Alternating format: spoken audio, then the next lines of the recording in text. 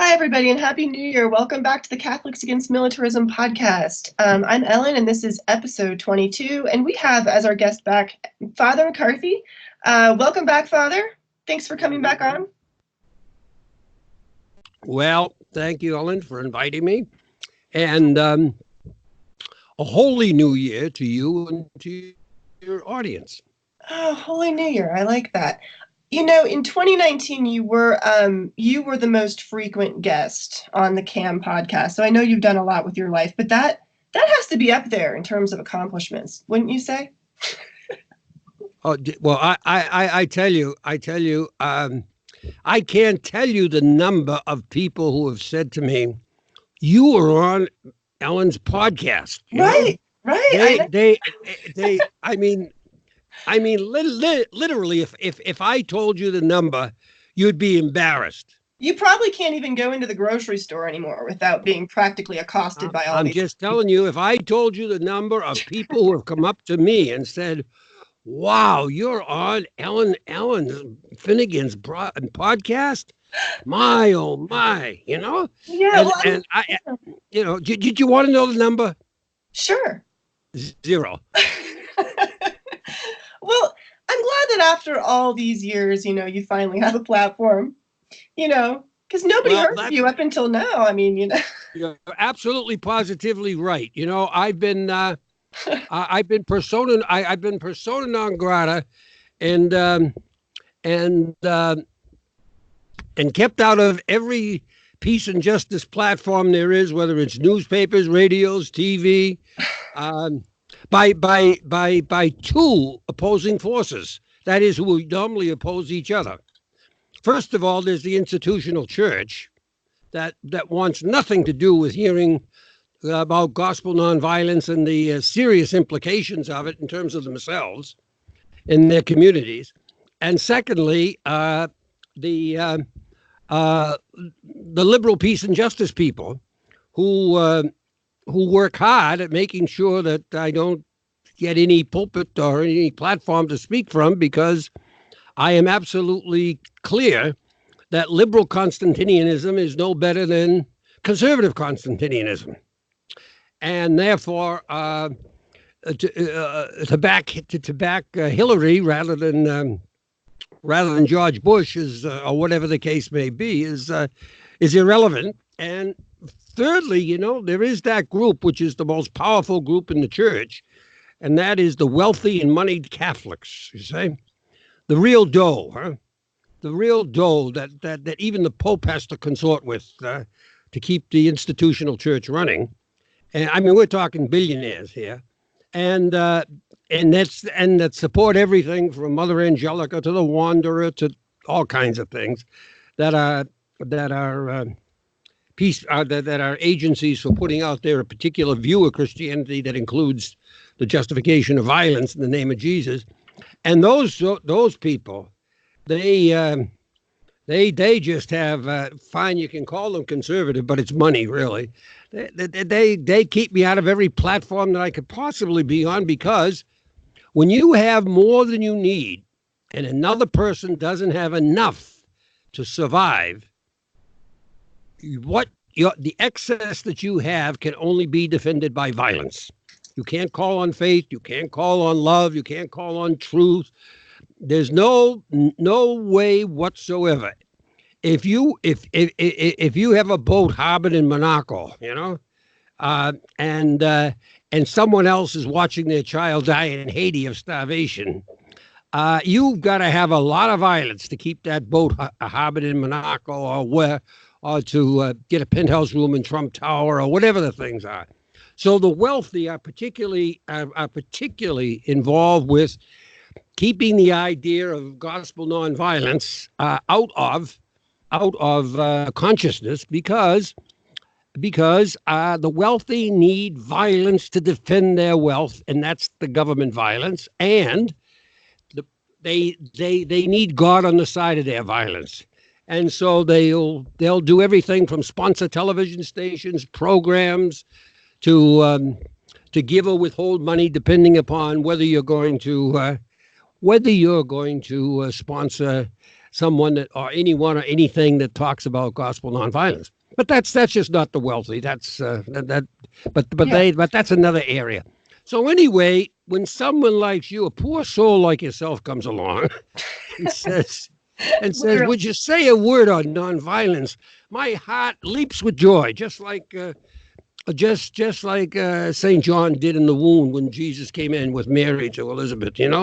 Well, And that's how I feel every time I'm you. just delighted to be here, Ellen, and I probably used up all your time by this moment, huh? Well, now I'm just thinking, I mean, I should probably not continue with the podcast because, I'm trying to be somebody, Charlie. I want to be somebody in the church. Who's going to respect me if I keep interviewing?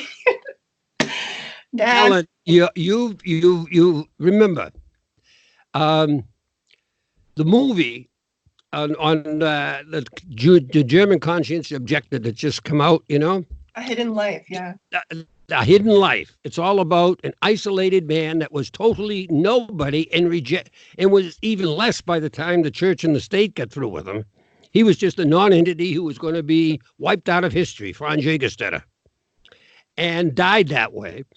And that the life was really hidden. If you want hidden life, that's really a hidden life, And and then in the title of the book about his life 40, 50 years ago by Gordon Zahn was In Solitary Witness. Solitary, alone. And then Dorothy Day entitled her autobiography, The Long Loneliness. And so the reality here is, Ellen, if you're expecting anyone to welcome you with open arms, you should limit that expectation to your husband because no one in the Christian world is going to do it.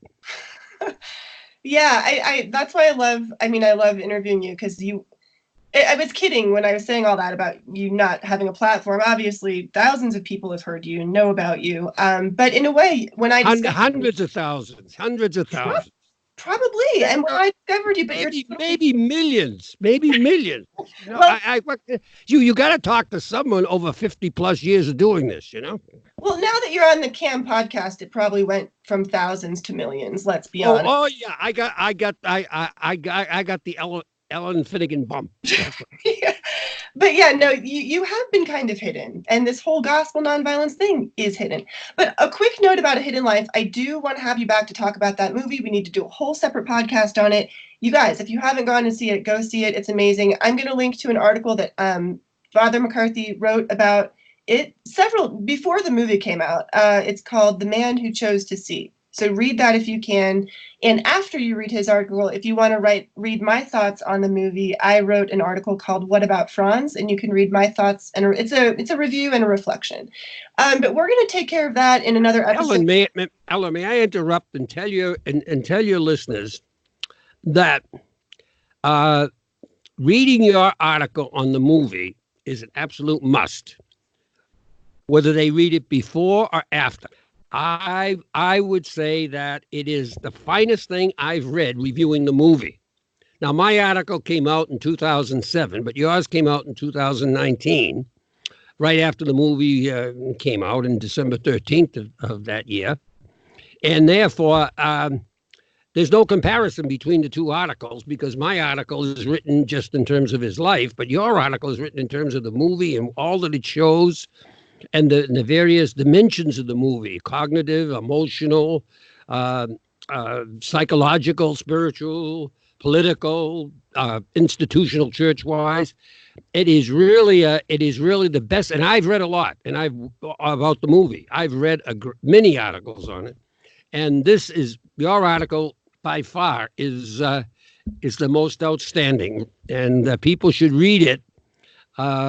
Absolutely read it because it'll do them good. Awesome. Thank you for saying that. I'm glad. I hope it does do some good. And did it for Franz. And like I've told you, the entire thing is informed by your reading your emails and listening to your lectures for the last 10 years. So there should just be like a huge citation, like everything came from Charlie. I would say now I am looking for the high profile in my 80th year here, but I've gone 80 years low profile, but if you can raise me up there to some pedestal, Yeah. Yeah, well, Again, all knowledge, Ellen, is common knowledge. That's what we've forgotten. Pythagoras couldn't come up with his a square plus b square equals c square unless there's a whole history of human thought before him that he receives. Einstein doesn't just come out of nowhere with E equal mc square. He has a whole tens of thousands of years of human thought before he hits that. All thought is part of the commonwealth.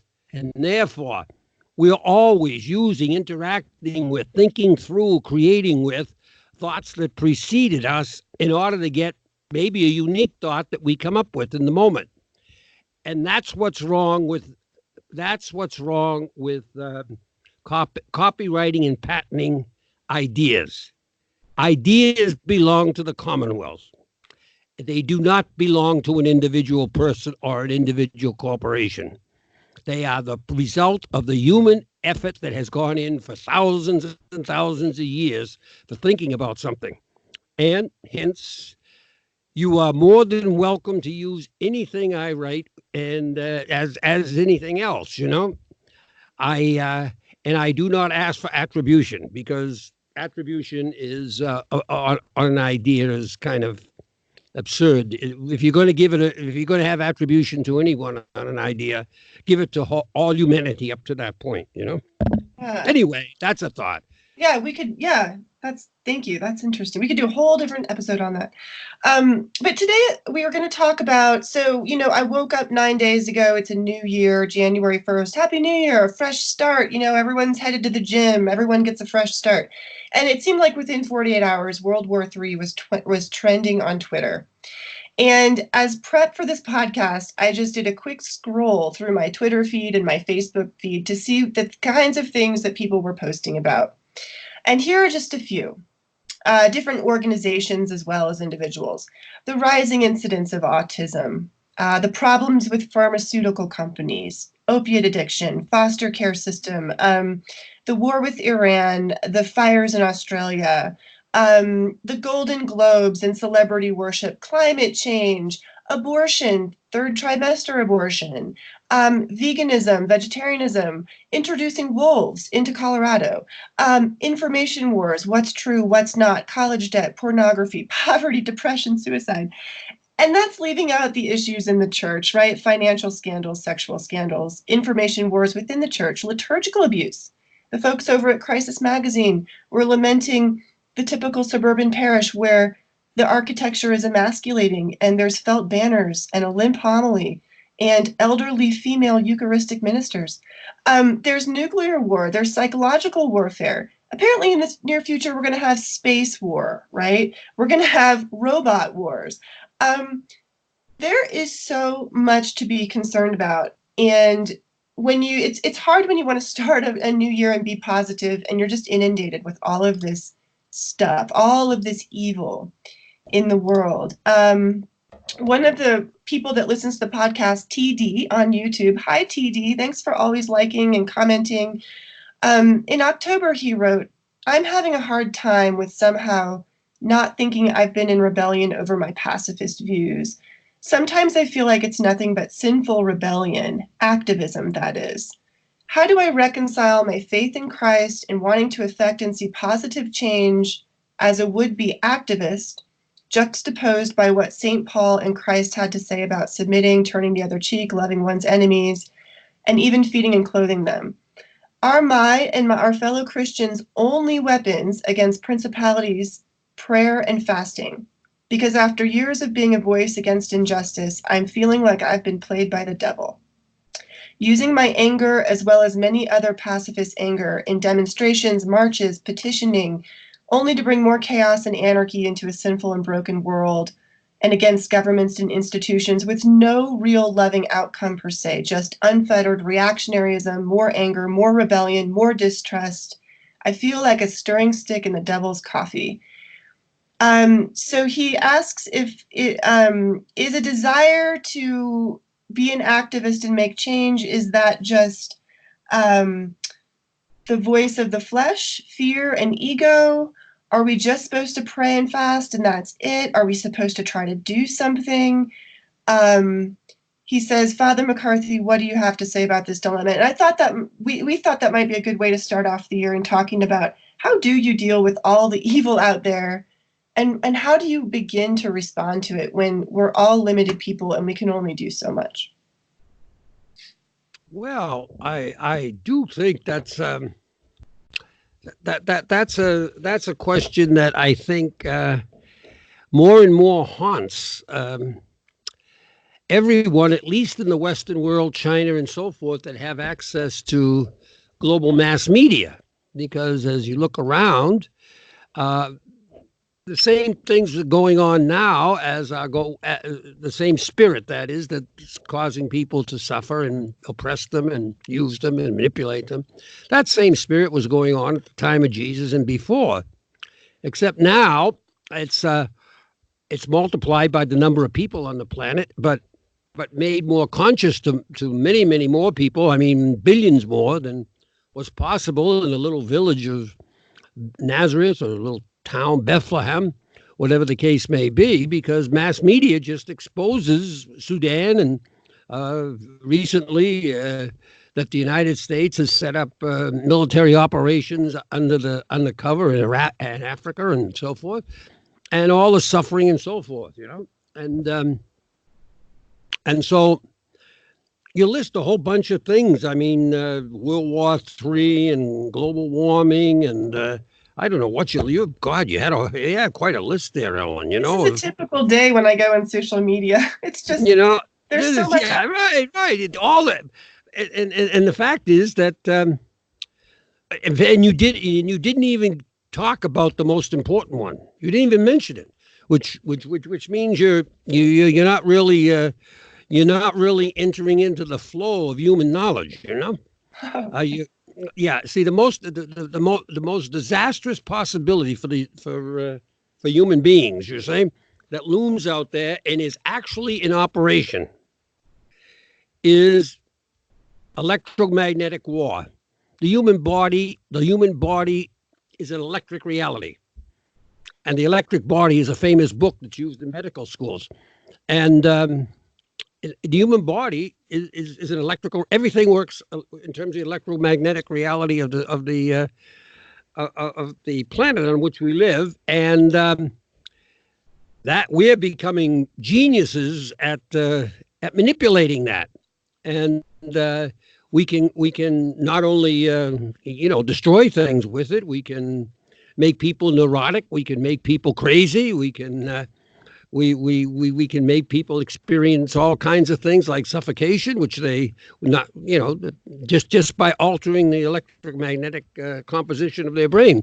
And that can be done from a distance and on and on and on. And we manipulate the weather by electromagnetic stuff. And so electromagnetic war is really the future, this chemical warfare. And that's out there, and that's but boy, that. But anyway, be that as it may, the point I'm making is evil, E-V-I-L, right?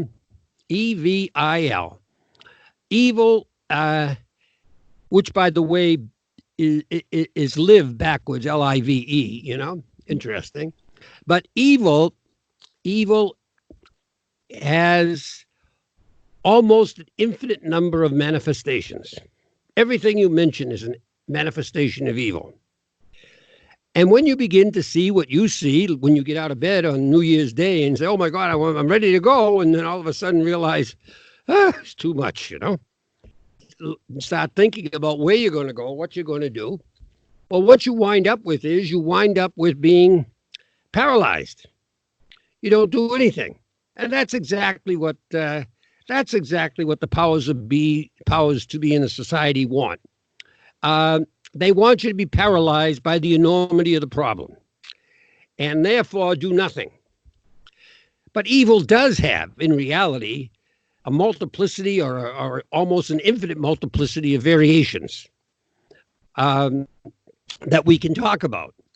There's no question that the climate is being, and people and animals and plants and everything else are being destroyed by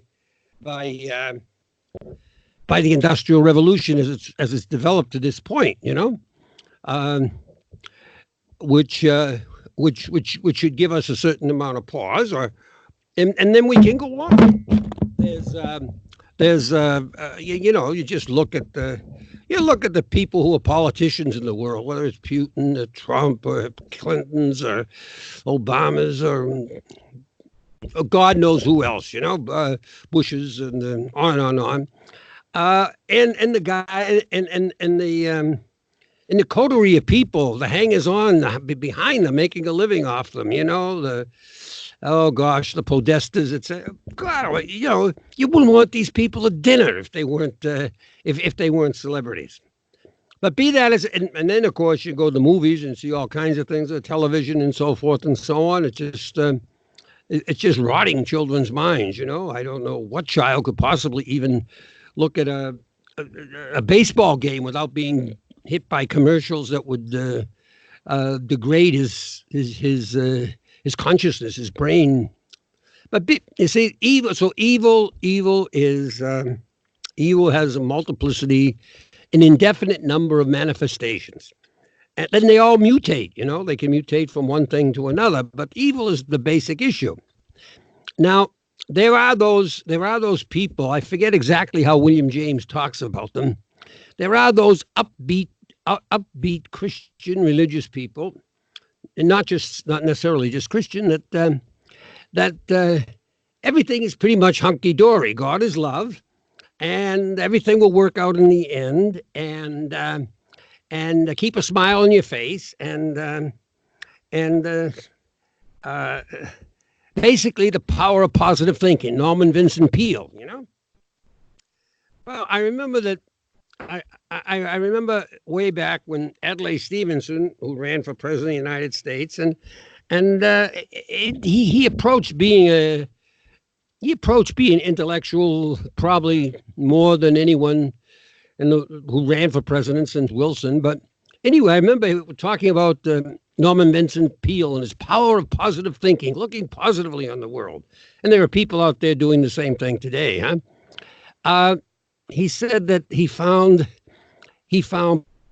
Paul appealing, but Peale appalling. By which he means Paul appealing and St. Paul appealing. That is Paul. What Paul said appealing. Okay. But what Norman Vincent Peale said appalling. Okay.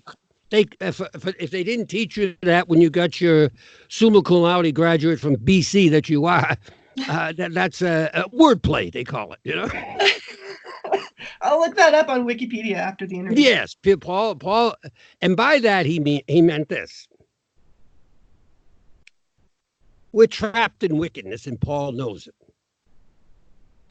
St. Paul knows that Jesus comes to save. The Gospels say Jesus comes to save. He doesn't come to tell us how good we are. He comes to save us. And people need saving when they can't extricate themselves from a dangerous situation. Jesus comes to save. Save from what? The two things that make no sense in human life and that absolutely bind people, individually and collectively, evil and death. Jesus comes to save from evil. Now, any thought that the human being can work themselves out of evil by what might be called progressive steps of employing the right choices is all undermined by the fact that human beings are what they are. And what they are is they're creatures that they're creatures that by free will can be greedy, can be murderous, can be lustful, can be envious, can be resentful, can be all those things. And when they are those things, then they take whatever the progress is that's made, whether it's figuring out how to use fire or whether it's figuring out how to use how to split the atom, and they use it to they use it in the spirit of that anger or hate or resentment or jealousy or whatever it is. Right? So human beings can't extricate themselves from evil by technical progress, by simply rearranging. Look, I suppose it's the myth, huh? But the myth was that way back in 1776, uh, the founding fathers, or soon after 87, set up uh, the balance of power in the U.S. Constitution as the way of one power in the Constitution negating the other power, so that no power could get really control over people, over the country. It was kind of a recognition long before Lord Acton that political power corrupts, and that the political personality that searches for power, wants to rule over people, is a dangerous sort of thing, and therefore has to be controlled systemically by an institution, the government. Well, the fact of the matter is, it's a myth that he set up a balance of power. There's no balance. There's no such thing as a balance of power when you have such an organization as the United States Senate, where a society like California and New York that has tens upon tens of millions of people in it gets 2 votes in the Senate, and Wyoming, that has 650,000 people, gets 2 votes in the Senate. That's not balance of power. It's undermining that. But be that as it may, all we have to do is look at us today, and look at the world or the United States today, and Trump is just Donald Trump is just a extension of what's been going on since the beginning, and that is, Lincoln did the same thing, showing that if you control the military, there is real no balance of power unless there's a military coup and they kill you. He can do what he wants, and the other branches, the courts and the legislative branches, as long as he wants to consult them, that's fine. But as Mao Zedong said, all political power comes from the barrel of a gun, and Trump knows that, and he's got the gun as long as he has the military on his side. Which is why when you see coups in countries, it's the military that is behind it or is right in front of it, but they have to be there. So that what we're dealing with here, when you get out of bed in the morning, or TD gets out of bed in the morning and he sees these overwhelming manifestations of evil that are causing billions of human beings unnecessary suffering. Unnecessary suffering. There is no reason in this world that the human society should let someone dock a boat, dock a private yacht in Monaco that costs $62 million to build, while one person starves to death every 9 seconds on the face of the earth. There's no justice. There's no anything in that. There's no rationality, but can't be stopped. Can't be stopped. Now, therefore, let's face it. If you're a rational human being, a sane human being, if you have an ounce of empathy in you, you have to want, just as a human being, never mind Christian, you have to want to be a revolutionary. Who would ever want to leave this world to be just as it is? What sane person would want that? No one would. All the suffering and misery, the furnace of agony that it is for so many people caused by a few. No one. You want to be a revolutionary. So you listen to TD. He's thinking correctly that he wants to change things. He wants to. I think he said his words were, he wants to rebel. He wants to be in rebellion.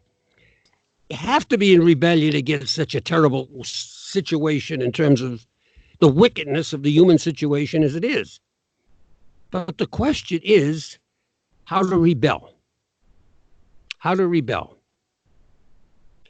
And his growing experience that his anger and his passion and so forth towards this event and that event, this happening and that happening, that it's not really rebellion at all. As a matter of fact, he may be just entering into the same spirit that he's fighting. And the answer to that, and the way of looking at that, and I can give you a little personal example of that, is that in 1960, in August 27, 28, 1968, I was up in Grant Park in Chicago when the Democratic National Convention was going on. All the rioting was occurring. And I was up there in Grant Park to participate with the group that was protesting what was being done in the Democratic National Convention, and the way things were being set up to continue Johnson's war with Humphrey and so forth and so on. And what I did was, now there were tens of thousands of people there, and it turned into be a national disgrace, the way Mayor Daley handled it and everything. But anyway, 1969, you said? 68. 68. Is this the one that Norman Mailer wrote about? I don't know he could very well have, because it was a major event in consciousness and on TV and everything else, yeah. You know? Yeah. So anyway, I was in the park protesting, and the people, Abby Hoffman and Jerry Rubin and those folks were there, and I was watching and seeing, and what I saw was I would not want to be living under the people in the park. They were dangerous. And these were what the liberal... These were the protesters. These were the protesters. Because the spirit in which they were protesting and what they were doing and way they were talking and the language they were using, but the spirit, basically, was every bit as evil, although of a different form, than was going on with Mayor Daley and the Democratic Convention. Just outright evil on both sides. And I thought to myself, this is not revolt. This is not rebellion. This is just more of the same. And therefore, get out. And I left. I did go back a second day to see if my judgments were wrong. They weren't. And so get out. Okay. And therein lies the problem. Not that there aren't awful, terrible, tragic, heinous realities going on at the expense of some people and to the benefit of others that are just outright evil and causing terrible suffering. It is that, how do you address them? How do you address them? What is the method of addressing evil in the world? And therefore, the search for a method to address the enormous problem of evil is a serious human search. Okay? It's a serious human question for anyone that just doesn't throw his hands up or her hands up and say, well, I'm just going to live on an island of tranquility by myself and be a joyous, happy Christian surrounded by a global ghetto and pay no attention to the misery of the ghetto. As I started out, Paul tells us Jesus comes to save. He comes to save, and he comes to save from evil and death. Said another way, Jesus comes to save humanity from its own wickedness. And humanity is wicked. You know, someone once said that you never know what the state is, the nation state. You never know what the state really is until you confront it. Then all the dark forces that lie beneath the image making all come out, and there is no state that will not use torture, death, jailing, the rack. I'm thinking of like Julian Assange right now as you're talking. Yeah, right. This is a Julian Assange. Whether you agree or disagree with him, it's not right to do. This is evil. What's being done to a human being. It's all made up. It's all fraud. It's a crucifixion, just like the crucifixion of Jesus was. Because the purpose of crucifixion was not just to get rid of the person who's the problem. It was set up as a warning to other people who would do the same thing. This is what you're going to get. Rome knew what it was, and therefore normally the crucified were left hanging for days. In Jesus' case, because there's a friend, Joseph of Arimathea, fine, he was taken down after a few hours, 3 hours. But yeah, Julian Assange is being crucified. You don't have to agree with him. You don't have to say what he did was what you would do or anything else. All you have to know is what's being done to him is a crucifixion. That is, he's being set up there as a patsy to show people what's going to be done to you, newspaper people, reporters, Hannity, Rachel Maddow, Amy Goodman, and so forth, if you start talking about the wrong things. It's evil, but that's okay. It's a manifestation of the mystery of iniquity in existence. And the fathers of the church talk about the fact that the mystery of iniquity, the mystery of evil, is only 1 inch shorter than the mystery of God. It is almost a total mystery. And therefore, anyone that thinks, well, I'm going to straighten this out by I'm going to straighten this out by voting for Bush, or I'm going to straighten this out by voting for Hillary or Kerry, and then after the fact, you see their history and their lineage and so forth and so on. And you say, boy, I was taken in there, wasn't I? Or Trump, or whatever the case may be. No, there's power politicians working with evil to overcome evil. That is, working with threat and fear and violence and torture and hanging and CIAs and MI6s and the KGB. These people, this is evil. You're not going to fight evil with evil. The issue is, how do you fight it? How do you confront it? How do you overcome it? Now, that's what Jesus comes to tell us. Jesus, in no way, shape, or form, tells us what the source of evil is. He uses the devil. He uses even the Adam and Eve story. But you go back to the Adam and Eve story, and Eve said, the devil made me do it. And Adam said, you made me do it, and the snake made me do it, rather, Eve says. Well, what caused the snake? What in the universe caused the snake to do that? What in reality how was the snake created to do that to Eve? Evil is an utter mystery. And therefore, until you see the seriousness, the depth of the problem of evil, the intractableness, the wickedness that human beings and human life is trapped in, you cannot see the reason for the radicalness of what Jesus teaches. Jesus teaches not what evil is, but how to overcome it. And he shows how to overcome it by living what he teaches and rising from the dead. Does God raise Jesus from the dead in order to tell us that he was teaching the wrong thing? That he was wrong about how to conquer evil, how to conquer death? Death being the consequence of evil.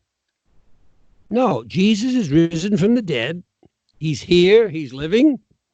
He tells us, as much as we have to know, as much as we ever have to know on how to conquer evil, he communicates to us in his life, his words, his deeds, and his resurrection. And all we got to do is follow that, do that.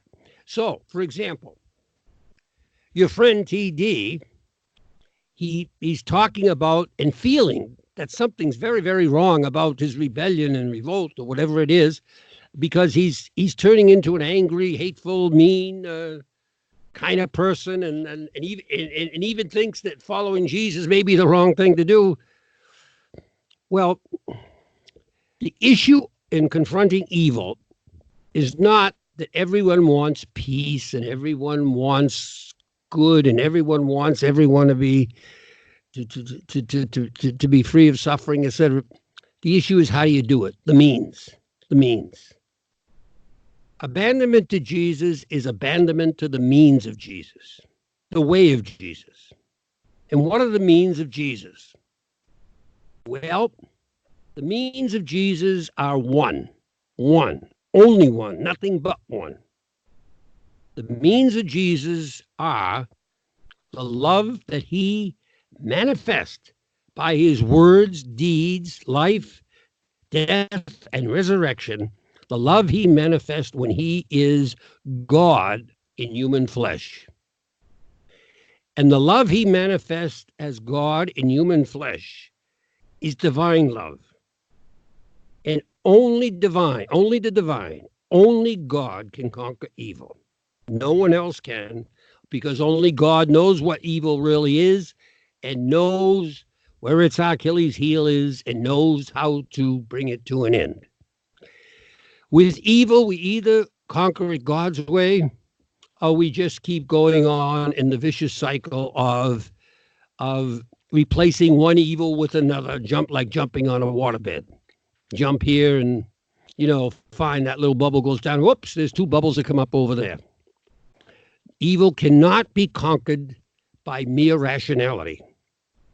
Evil can only be conquered by following the way that God communicated to us through Jesus, his special emissary to humanity. Through Jesus, his only begotten Son, how to do it. And he communicates that by Jesus' words and deeds.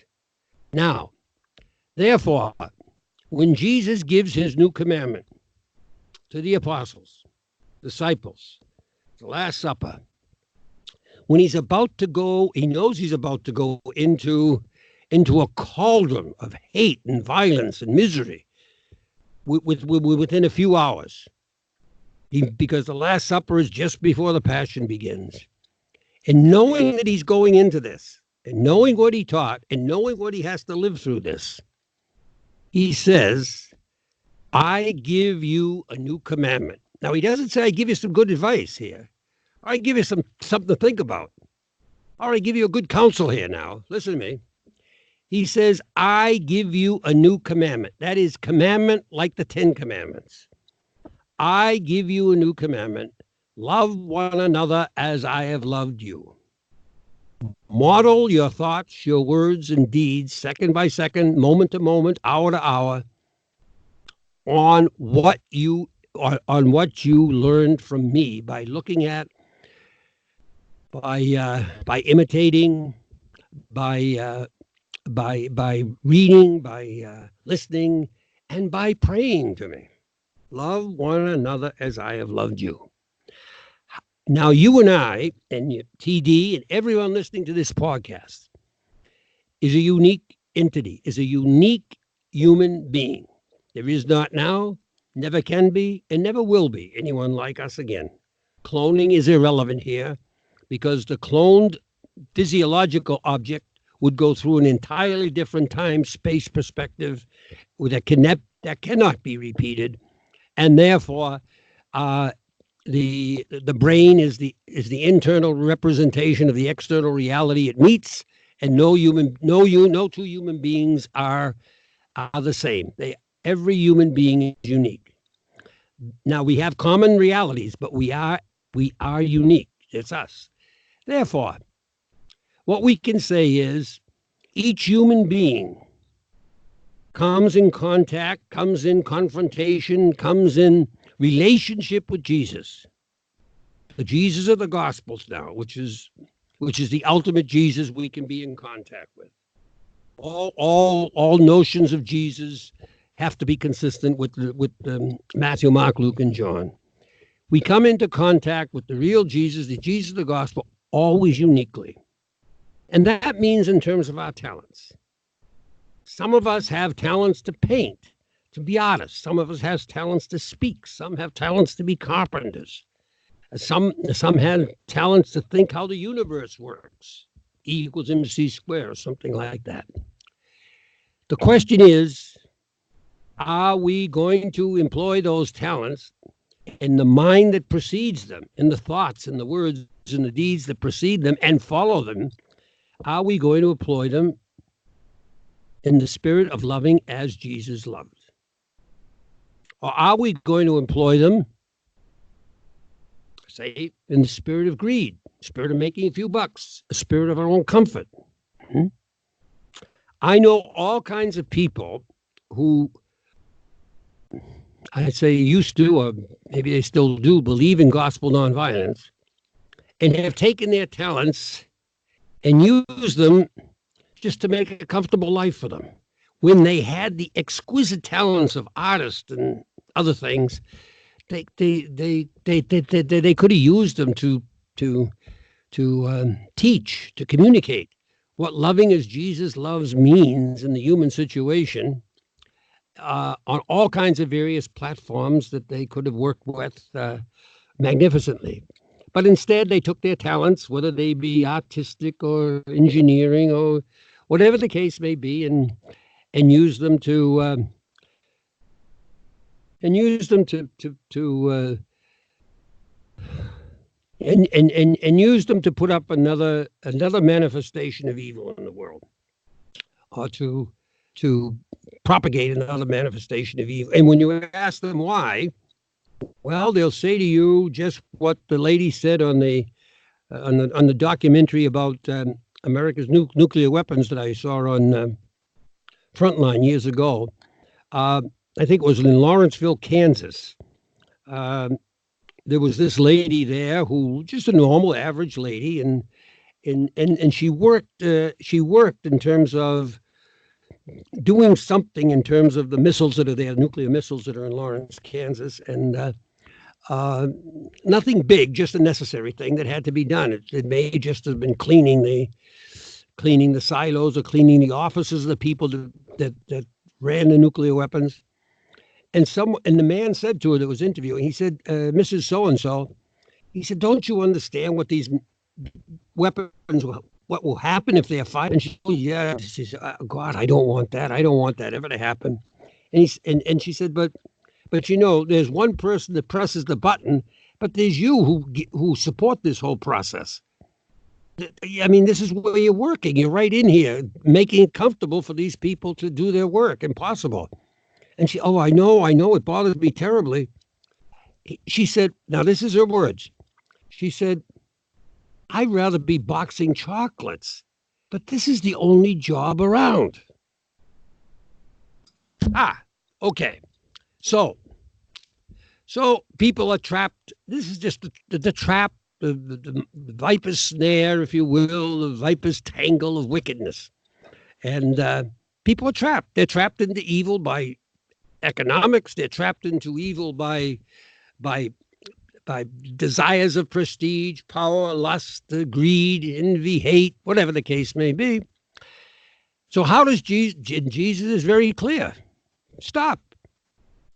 Just if what you're going to do today in your thought, word, and deed is not loving as Christ loved, if you've got thoughts, words, and deeds of anger or hate or envy or viciousness towards Trump or towards Hillary or whatever the case may be, stop. You're on the wrong track.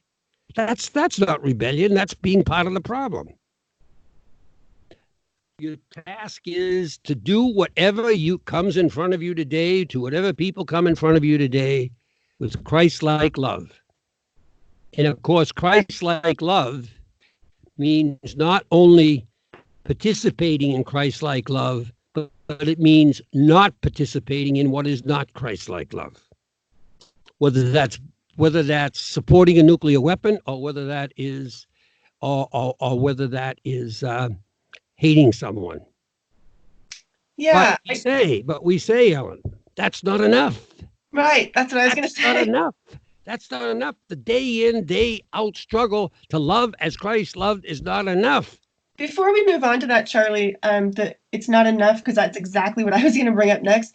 Would you be willing to tell the story about Mary and the delivery guy? I love this story. Or is it not the right time for that? It's not the right time, but I'll tell it later. Okay, we'll do it another time. Well, if we don't run out of time today. Yeah. Okay. To the question, to the statement, this is not enough to love as Christ loved. Well, that's all Christ did, because if you think Franz Jagerstatter was a nothing, a nobody, and wiped out from history by the Hitler regime in the Second World War because he was doing God's will as revealed by Jesus, That's exactly what was done to Jesus by the Roman Empire and the leadership of the Jewish community 2,000 years ago. He was made a nobody. He was reduced to nothing. He was stripped naked, put on a cross, screeching in agony, torn apart by a whip and suffocated to death in public, and left to die, and died, and he was nothing. Gone, dead and gone forever. Except, and all he did was that little deed. He loved as God loves. And that's what we are called to do. I just want to say it clearly once. We are called as Christians to love as Christ loved, period. It's a command. Because this is the only way that wickedness can be removed from the human situation. Said another way, and this sounds impossible, but this is the truth. We are called as to love as God loves when God was in the flesh. Therefore, the deed may seem to be tiny, the little deed of loving someone on the streetcar or in the grocery store or whatever the case may be. The little deed of not doing something that would be unchristlike love may seem insignificant, lost in the massiveness of the universe, time and space and humanity. Except Jesus tells us that's the way the kingdom of God comes. It is a mustard seed, a piece of yeast. The tiniest little deed of Christ-like love contains within it the infinite power of God. God. The power of God, because God is love. That tiny little deed contains with it the infinite power of God to conquer evil and death. And therefore, just like the atom contains within it infinite power that we just can't imagine. No, we can't imagine now, huh? Tiny is not the issue. Small is not the issue. The issue is, where is the power of God to save us, pull us out of the wickedness that is the human situation? Is it in a stronger military? Is it in all the lies, deceit, violence, and destruction that is governmental politics?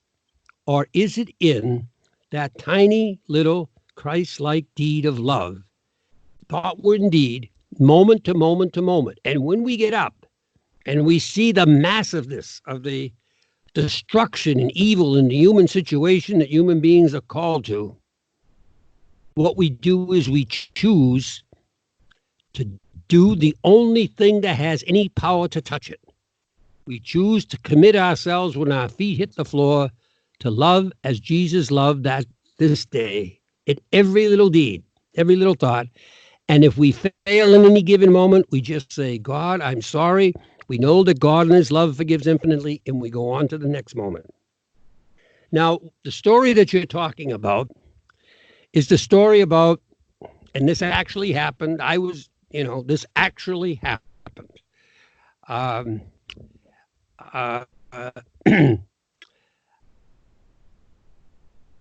was a secondhand witness. But one day I was walking down coming into my house, and a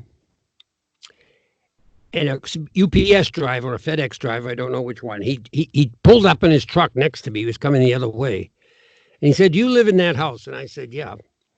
He said, he said, do you know the lady in that house? And I said, "Yeah." And says she's kind of an elderly lady. I mean, maybe at this time she probably would have been in her late 60s or something. I said, yeah, that's probably my wife.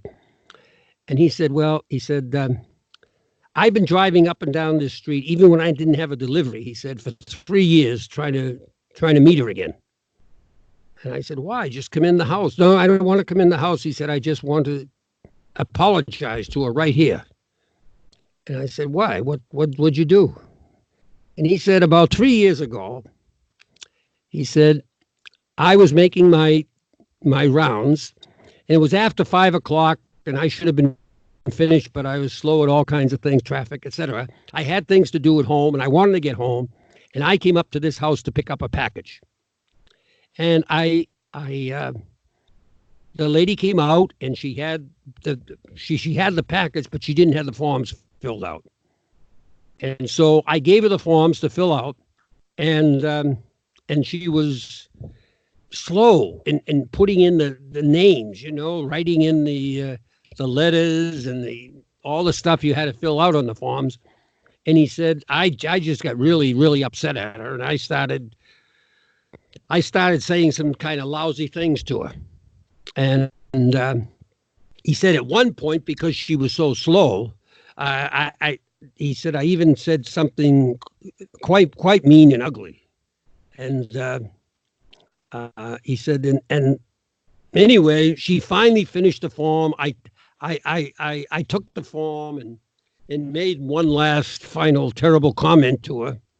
And as I was going down the stairs, she said to me, she said, thank you for coming to pick up our package. I'll try to do better the next time. And he said, right at that moment, he said, I almost fell into the center of the earth. He said, I knew how wrong it was what I did. And even though it was just one little thing in the universe, he said to me, it was like the whole universe fell in on me. I went back to the truck, took the thing, and I wanted to see her the last 3 years, and I've been driving up and down the street but never saw her. And what that was that Mary, my wife, was she had a commitment every morning, and that commitment was to thought, word, and deed to love people as Jesus loved them. When whatever occurred, regardless of whether it was in her favor, against her favor, whether it was hostile or pleasant, the question for her was, what would Jesus do here? How would Jesus love here? That was the question. Not what would Jesus do here? How would Jesus love here?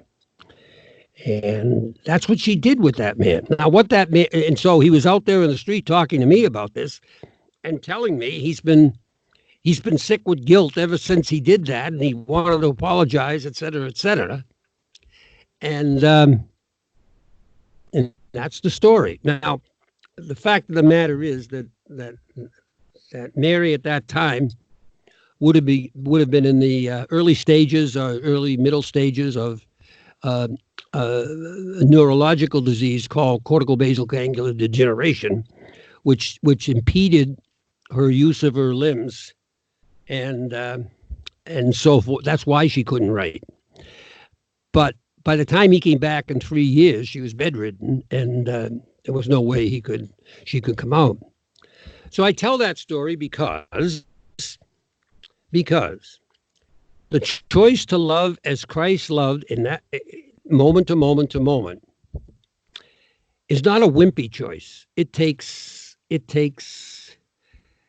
courage, and it takes a view of the world and reality and God that is utterly different than what people have coming through the local churches or whatever the case may be.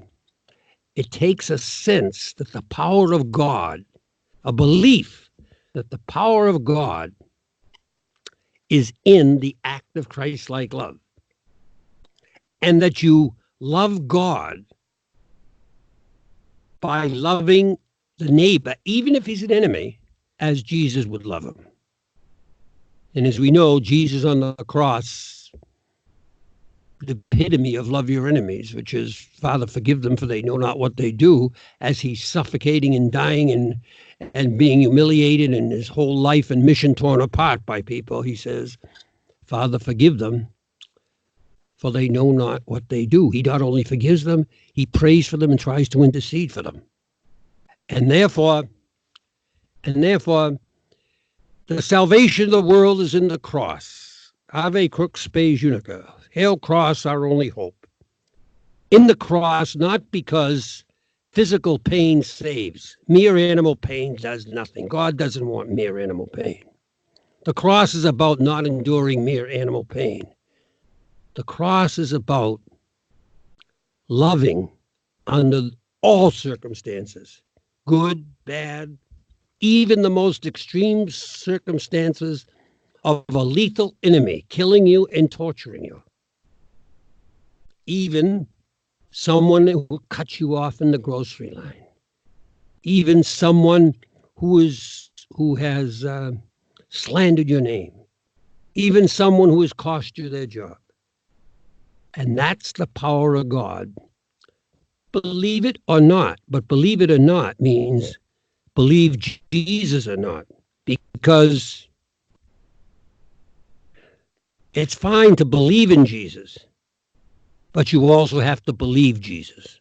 If you believe in Jesus, that is, he's the Lord God, Word of God, Messiah, Christ, Son of the living God. If you believe in Jesus, then you have to believe him. It's absurd, because God doesn't lie. He doesn't tell falsehoods. He doesn't say that this is the way to get out of wickedness, to conquer evil and death, unless it is so. So to believe in Jesus and not to believe in his way is a rational absurdity and a spiritual absurdity. So let me ask you this. Let's say on the one hand, you have somebody like Mary who has spent her whole life meditating on nonviolence and practicing it every single day and does something like that for the UPS guy or whatever. And then on the other hand, you have somebody who like runs for president, elects new Supreme Court judges, and somehow gets Roe v. Wade overturned. Like, I don't know, is there a way of like weighing like who did more? These are ridiculous questions, but do you know what I mean? Like, how do you, like, which is a better thing to do, or like what has more power in it? Because I think sometimes we're led to believe that, you know, the ultimate thing would be, for example, to elect somebody who would bring our troops home, or elect somebody who would overturn Roe v. Wade, or make these like sweeping changes in society. Do you, like, how do you think about that? There's a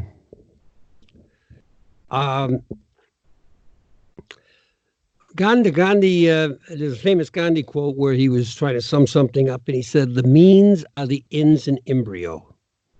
As you choose your means, you get your ends. That is the moral, that is the moral law of the universe. As you choose your means, you get your ends. If you choose means that are means of violence, which means threat, which means all laws are backed up by state violence. If you don't think they are, just look at Waco in Texas and what they did there. The simplest little thing will bring in the troops if it goes far enough. All laws are backed up by human violence. And therefore, the means are the ends in embryo. As I said, when you use un-Christ-like means, some means other than to love as Christ loved, and for Christ, Rome, the Roman Empire, the Roman government, Rome was trivial. It was irrelevant. He had no interest in becoming Caesar. He had no interest in becoming Secretary of State or and head of government or head of state or anything like that. No interest whatsoever. He had an interest in saving people from eternal death. He had an interest in saving people from eternal wickedness. And so the means are the ends in embryo. You can pick means to stop a particular evil at a particular time. For example, you can kill Hitler and hopefully you'll stop, you can go to war. You can do all kinds of things, huh? But the Jesus of the New Testament, the Jesus of the gospel, the closest we can come to the actual historical reality of Jesus absolutely positively rejects violence as a means of loving. His love is a non-violent love. He speaks the truth. He's honest, but he does not use violence against people. Therefore, you can, let's say you stop abortion by all the violence, or getting your hands on the levels of violence of the government, because that's what government is, huh? It's that's what everyone is struggling for. They want their hands on the level of the power, on the levers of the power of violence, so they can force people to do things they want. Well, the problem with forcing people to do things that you want is, first of all, you've made enemies. Secondly, you haven't changed their minds. All you've done is change behavior, and they'll find another way of doing the same thing. And thirdly, you've perpetuated the evil myth that power, violent power, saves, that there is such a thing as redemptive violence from evil. There is not. I would suggest to you that the whole right to life movement is an erroneous spiritual operation. Really? And I don't mean to say that abortion is good. Abortion is intrinsically evil. It's an evil. You're killing a human being. You're killing a human being that can be biologically proven to be a human being. But the Christian pro-life movement is on an erroneous path that cannot possibly bring good into the universe. Why?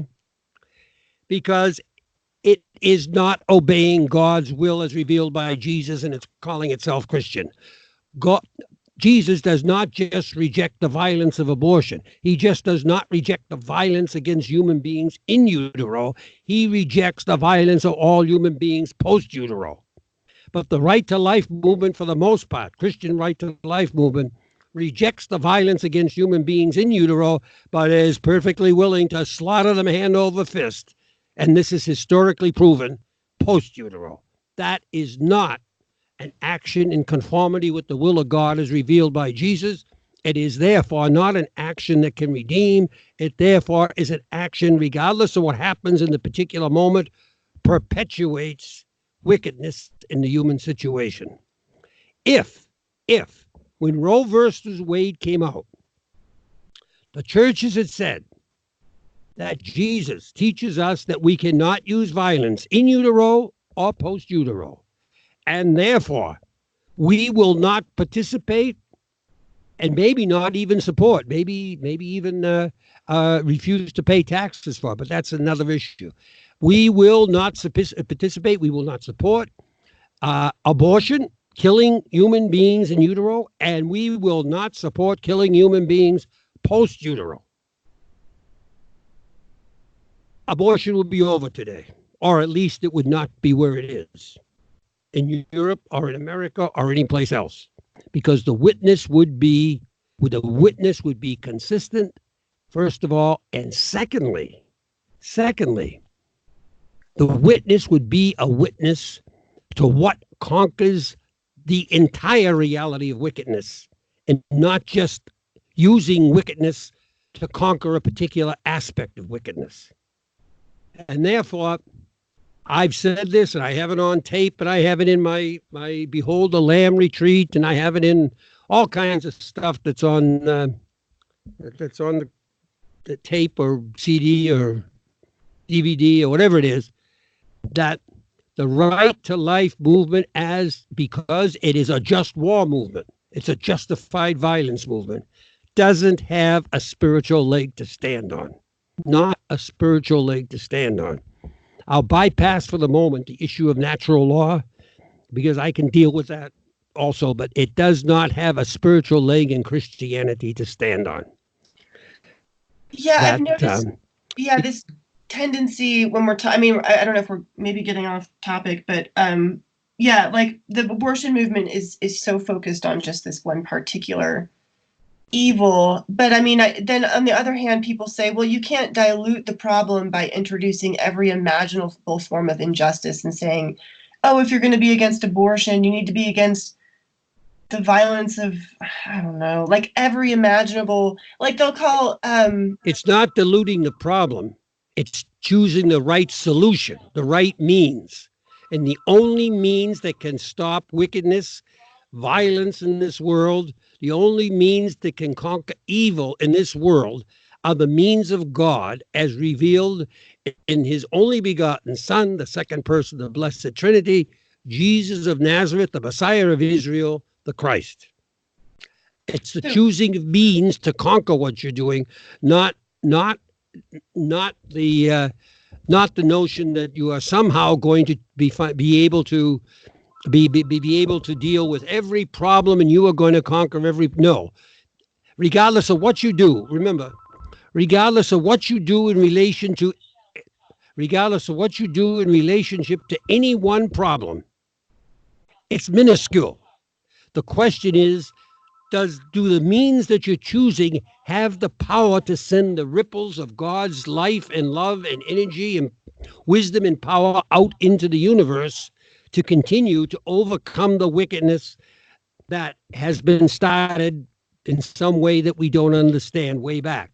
The answer is there's one phenomena, one means that has that power, and that is the means that is God's love, because to participate in God's love is to participate in the life of God, and the life of God, and the life of God is the power and the wisdom of God for the salvation of the world. yeah, and I like something you said in one of the Behold the Lamb talks that always stuck with me was this idea that Jesus was a radical, going back to this idea of rebellion. But I think you said that the word radical comes from the word root. Is that right? That's correct. Root. Root. So Jesus, if you think about the, the Twitter accounts and the Facebook feeds and all the evil around us, he didn't go around running around trying to be an activist in various causes, but he went to the root of the problem. He goes to try to get it by evil by its root. And so I think I understand what you're saying when you say the abortion issue is a just war movement, because it's got that seed of untruth, which is that, well, Christians can kill people and use violence in certain situations, and we'll just debate that ad nauseum until the end of the world. But this is a particular situation in which you can't use it, and you can't kill people in this situation. But I imagine that all the secular folks of the world are looking at the Christian churches and going, well, you people kill people all the time. I mean, all the time without a second thought. And it's just a matter of coming up with your own justification for why it's self-defense, why I have to do it for my own self-interest, why it's valid. So, I mean, we've been rationalizing that for centuries. So it just seems to me, it almost seems to me that the abortion people are just, the pro-choice people are just taking a page out of that book, out of that playbook, and like, well, we can play that game too. We have our own rationalizations and justifications. I don't know. The situation is, Ellen, that human beings use violence depending upon whether their ox is being gored or not. If something of my interest is being is being subjected to whatever the case may be, I will use violence against people who are doing it. But then how can I tell people not to use violence when something in their interest is being hampered or interfered with? I can't. There's no way. I understand. I understand how people can say how people can say that the child in utero is innocent, and that the person post utero is not necessarily innocent. And I remember being in a dialogue. This is 35 years ago, with a group of ministers, priests and ministers, and it was a radio program actually, and that's the argument and so I asked that question that you're raising now. I said, how is it possible that you cannot kill someone in utero, but the United States has every major city in Russia targeted with nuclear weapons. If those weapons go off, you'll kill millions of children in utero. How is that? And the answer was by one of the people on the panel, a clergyman. It was, well, those children, those fetuses, he used the word fetus now, those fetuses in utero are Russian fetuses. And they're part of the enemy. What? That's right. That's right. But that's exactly, he's got it right. He's got it right. Because there are more children killed in utero in war than in any other activity. You can't release these modern weapons that send percussions all over the place and God knows what, huh? As a matter of fact, in my book, Christian Just War Theory, The Logic of Deceit, I think the first article I wrote contains within it a quote that I heard on the Charlie Rose show soon after 2003 war started, maybe 8 or 9 months later. And he was interviewing a New York Times reporter that had a driver who was Iraqi in his driving him around Iraq when he was there. And the reporter told him, he said this, he said one day the reporter all of a sudden seemed to turn from being actually kind of indifferent and pro-American and neutral to hostile towards the United States, really hostile in one day. And so he began to question him and ask why. And it was that his daughter, who was pregnant the night before, had been hit by an American smart bomb that wasn't so smart. And it hit her home. And the child in the womb was destroyed, although his daughter lived. And he was furious, angry, hateful over this. But that's the normal of modern war.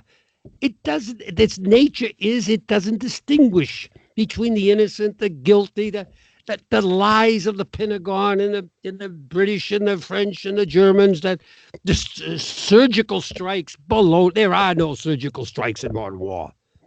The very percussion can kill. And just ask anyone who's been in the military in real war. Firing large guns will have them soil their pants with urine and with feces, just by the percussion of the gun. Can you imagine what the dropping of bombs on a city does to a child in utero? Oh, I wonder what happened. System? Yeah, I wish we had statistics on the whole shock and awe thing that people loved so much. I wonder how many abortions were caused by that. You bet. And you'll never get the statistics because, as General Tommy Frank said at the beginning of this war, the one that's gone on for almost 20 years, we don't do body counts. They're not worth knowing. When they found out that was important to do, not to do them, because from the Vietnam War, when they started releasing the figures, people were distraught and upset in the extreme about how many people were being killed over a piece of land that wasn't even the size of New York State. And so we don't do body counts, and anything that interferes with the propaganda of why this war is the war that absolutely is needed and must be to stop communism or save democracy or to save people. That's it. You'll never get statistics on anything that is that is not supportive of that. But the fact is, abortions, big number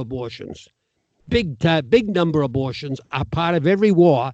And the fact, I wrote this up once, and I asked the Right to Life movement to respond to it, and not one word. It was in a magazine, and not one word of response ever came back. Why aren't they going after and protecting the children in utero who are part of a war that they? Well, I can answer that. Because, Charlie, that's not killing. That's called collateral damage. We have a different word for that. Oh, yeah, collateral. Yeah, I know. Yeah. That's it. It's collateral damage. Yeah, it might be interesting. I mean, that's the word for it. But it might be interesting to look and Catholic moral theology in terms of what is acceptable as collateral damage. Collateral damage means if someone, before you fire, walks out in front of a shot and gets hit, that's collateral damage. Collateral damage in Catholic moral theology is not that innocent people are going to be killed, when killing the innocent is unjustified killing and it's murder. It does mean that if you know innocent people are going to be killed, you can go do the action. In Catholic moral theology, the protection of the innocent from being unjustifiably killed is, according to the Catechism of the Catholic Church, must be strictly adhered to. The word strictly is in the Catechism. Collateral damage, as the state uses it, as the New York Times and Washington Post and whatever the case, the media uses it, ABC, NBC. That's one thing. Collateral damage, understood in the moral theology of the Catholic Church, does not mean that people are going to be killed and you can go ahead and do it anyway. Yeah, it kind of reminds me of like when abortion defenders will say something like, I'm not, because, there's this big idea of intention in just war theory. Like, well, it doesn't count as murder if you didn't intend it, which is the idea, I think, behind collateral damage. But they'll say like, well, my goal is not to kill the child. My goal is to, quote, end the pregnancy. And killing the child is a byproduct of that intention. Like, they start to play all these ridiculous. Or better, my goal is not to kill the child, but my goal is that I can't afford another child for my other 3 children. It's to protect them. Right. So isn't that kind of a form of same thing? Exactly same thing. My goal is not to kill infants and children in utero in Iraq. My goal is to get rid of Saddam Hussein. Right.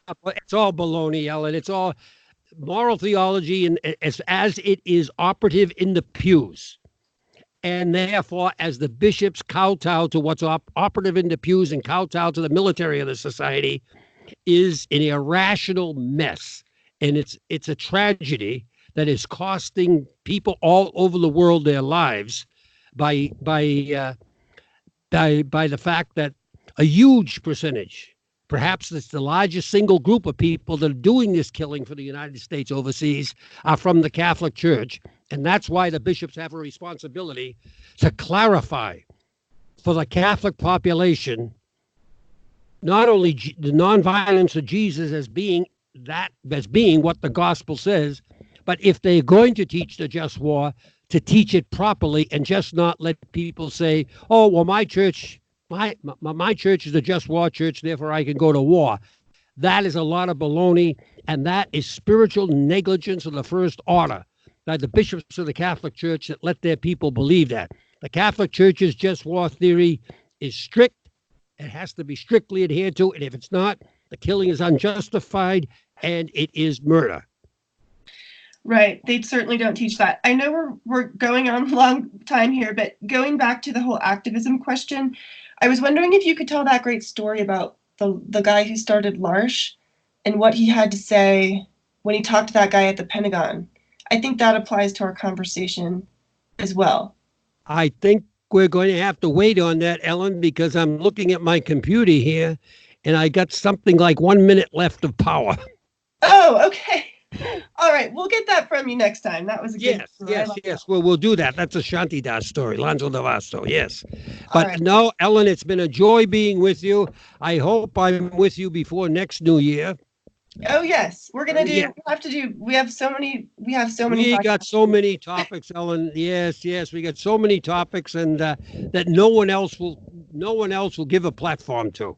Yeah, so we're going to talk about that stuff, and it should. I mean, I like to get an audience here with the. I mean, just have a bishop now. I mean, a bishop, an ordinary. Just get a bishop on here with me, and let him defend the just war theory. Let him just let him have. Oh, Ellen, let him defend the total silence over the last 18 years in terms of the massive killing that's going on by the United States in the Middle East. And the fact that it's Catholics who are doing a large part of it and the bishops are saying nothing. Let them defend that. They can't. Yeah. It's all wrong, Ellen. It's all wrong, wrong, wrong in the extreme. Jesus teaches God's way to save from evil and death and wickedness, God's way to eternal life. And if you need proof of it, he's risen from the dead. Yep. It's great. I hope this is helpful to some of you guys who are dealing with a lot of this inundation of evil and questions of what to do about it. I hope it was helpful in some way. We got a little off track with the whole abortion thing, but that's as we do. There's no way to keep us on track. I guess that's my job as the interviewer, but I get interested in these little tidbits and I want to explore them with Charlie. Anyway, thanks for your time, Charlie. Really appreciate it. We'll talk to you again soon. Now, Ellen, stay humble. But I want to be somebody. I want to be somebody. Now we're kidding. Oh, we got it. Now we're getting to the root of things, aren't we? Yeah, no, you that's exactly the right answer. That's exactly the right answer. Humility is a rational virtue. I got a picture on my desktop here. It's a picture of the Milky Way galaxy, see? Uh-huh. And right one little spot in it, it says, "This is where you are." Stay humble. Humility is a rational virtue. You can do something, and the best thing you can do is attach yourself to the power of God to overcome evil and death and to lead people to eternal life with God forever. And that best thing you can do is to love as Jesus loved. But stay humble doing that. I'm trying. I will certainly try, and I hope everyone realizes I'm kidding when I say that. No, I know. I know because I know that you're not a vain person using lipstick and eyeshadow and all that. You I did know. call me out for that. You're like, wow, you're really making yourself up for those podcasts. Well, I told you should put your own picture up here when we're talking rather than me because because I just don't have the cultural aesthetic cachet that you do, I still wish we could do video at some point. I think people would like to see your face and get to know you better. But just look up in the corner and you can see me and Pope John Paul II. See, that's pretty good too. Yeah, I'm the one on the left. Well, that'll keep me humble because I don't have a picture with a pope like you do. So saying mass with them, no less. Yeah, that's pretty cool. That is pretty awesome. Edith Stein's canonization mass. Okay, yeah, Ellen. We'll hear about why Father McCarthy is in a picture saying mass with John Paul II. I think it's episode 13, The Miracle of Edith Stein. So you can hear about that. And you can also get a great introduction to him in episode 1 as well. All right. Thanks, Charlie. God bless. Good enough. Nice talking to you, Ellen. Hope it's helpful to some people. And remember, God, good or bad, whatever you do, God loves you and will never stop loving you. Great note to end on. Thanks, Charlie. Till next time. Bye-bye. Bye.